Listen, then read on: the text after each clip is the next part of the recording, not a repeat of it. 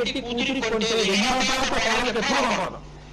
1100 కావాల్సిందే. నేను ఎప్పుడు మీరు నమ్మకపోండి, నేను ఎప్పుడు చెప్పేది ఏం చెప్తాను తెలుసా మా అమ్మాయికి, నువ్వు బాగా జ్ఞాపకం పెట్టుకో, నువ్వు నా కాళ్ళకి నమస్కారం చేసిన నాన్నగారిని మీరంటే నాకు ఎంతో ఇష్టం అండి అన్నా, నువ్వు ఎన్ని మాటలు ఉదక నమస్కారాలు రుద్రాధ్యాయం చేసినట్టు ముందు నాన్నగారు వెనక నాన్నగారు చేసిన అమ్మా, నేను నీతో సంతోషంగా భావి జీవితం గడపడం అన్నది కేవలం నువ్వు నన్ను గౌరవించడం, నేను నిన్ను ప్రేమించడం మీద ఉండదు.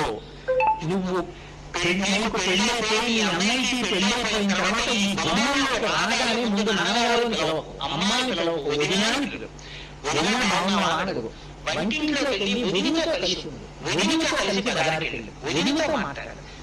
నువ్వు నాన్నగారంటే నన్ను 3 మాటలు పిలిచినా నేను ఒప్పుకున్నాను. అదేంటమ్మా ఈ మధ్య వదిన వచ్చిన తర్వాత నన్ను నాన్నగారితో మాట్లాడడం తగ్గించాను, పొంగిపోతాను. వదిలిని పక్కన పెట్టేసి నువ్వు అమ్మతోటి నాతోటి చేరితే నేను నిన్ను అంగీకరించలేనమ్మా. కోడలికి కూతురికి కూడా కేవలం ఆలోచిస్తే సంక్రాంతి పండక్కి 1000 రూపాయలు పెట్టి కూతురికి కొంటే 1000 రూపాయలతో కోడలికి ఎప్పుడు